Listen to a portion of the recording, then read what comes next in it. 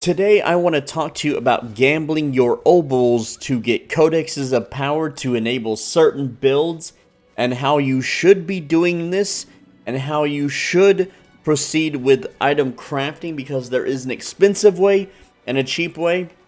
But let's get into it. To save people time, I'm going to just pop up a list here with everything that we have. Then I'm going to talk about the why and what it all means throughout the video. But just for those that just want to get the information and move on, because there's a lot to absorb today since the game comes out tomorrow.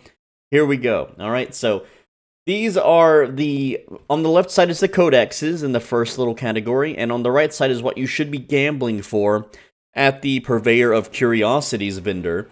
So if you want an offensive Codex of Power, you should be gambling for gloves, defense, pants, and so on. So here are the possible results. Whenever you gamble for a glove and you get a legendary, you could get an offense or a utility.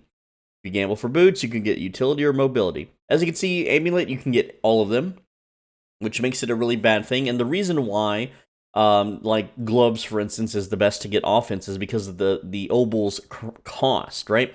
You only get offense if you do weapons. However, there is currently in the beta a 20% chance to get a legendary, which Blizzard says will be less whenever the game launches. Probably much less, but who knows? We'll see tomorrow, I guess, day one patch. And so, mathematically, it is more ideal to gamble with gloves, which cost 25, because you get basically 2 chances, versus weapons where you get slightly... It just do the math, that's all I have to really say. But let's talk about gambling and how to craft your stuff real quick.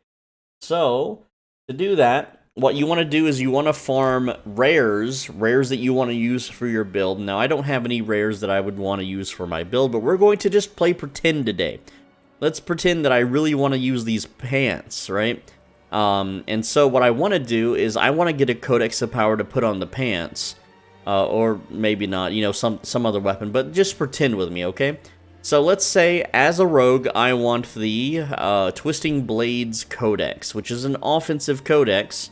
Okay, there are websites where you can see what all of the codexes are, so I'll show you one right now. Let me just pull it up on the screen here.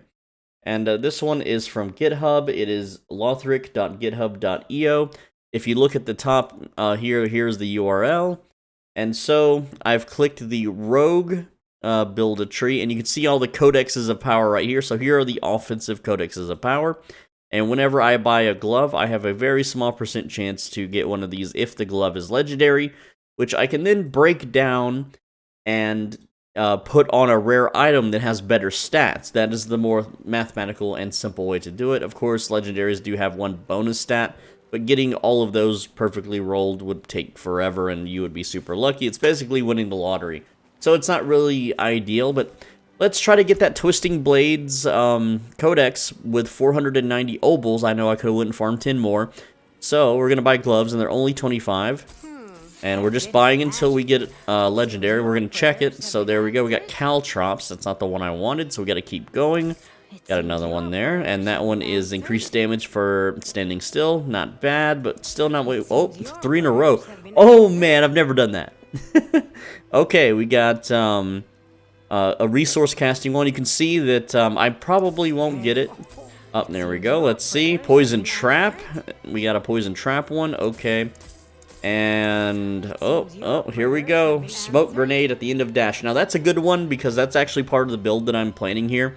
I probably won't get it before tomorrow releases because I really don't want to farm obols.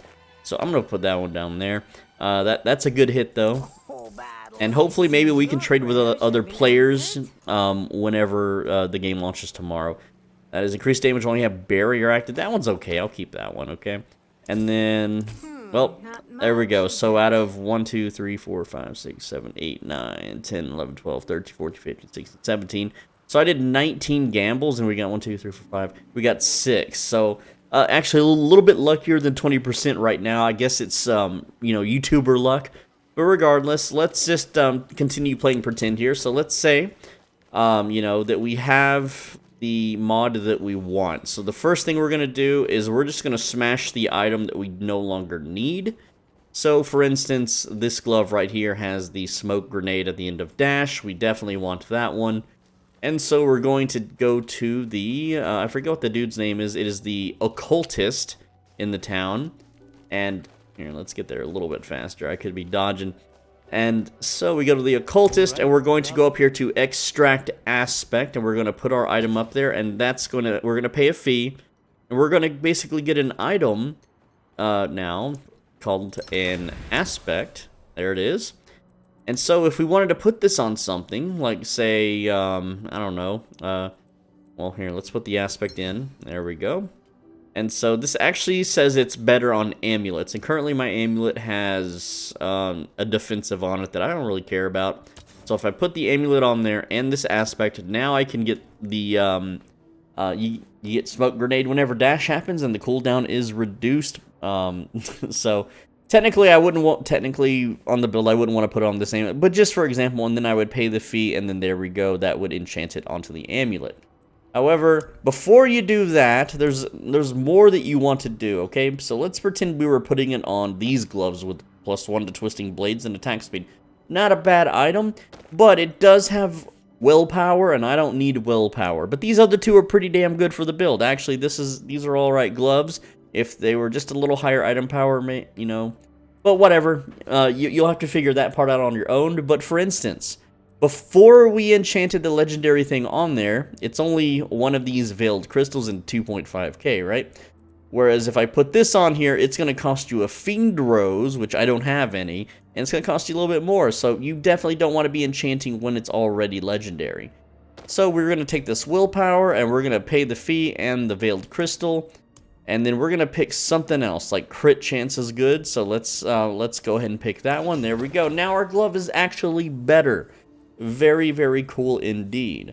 So, well, yeah, there it is. But let's say we didn't get it, okay? Now, this thing will always have the crit chance on here, and we could re-roll this until we get something we want, which I don't want to, but you would just continuously re-roll it until you got what you want. So now that we have what we want, now you would imprint the gloves here. So we're going to take the gloves, and then take your Aspect, and then we have the one where you drop the smoke grenade, and then we would plop it on there and enchant it.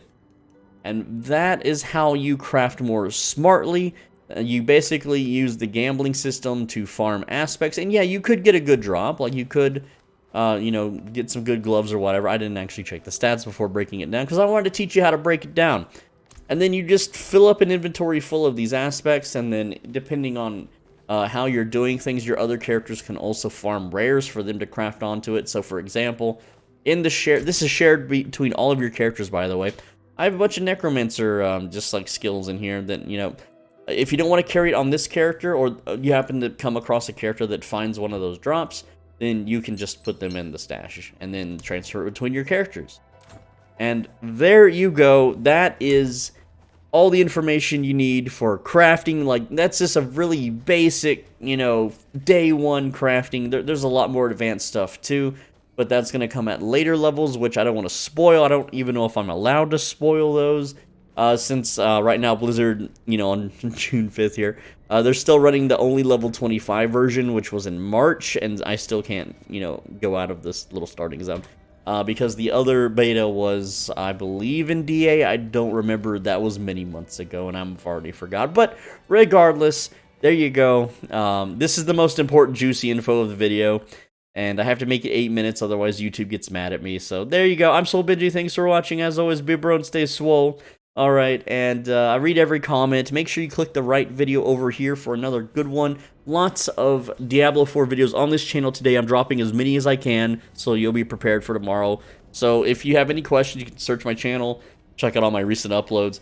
There you go. Thank you so much for watching. Make sure you subscribe. I'll see you in the next one. Take care.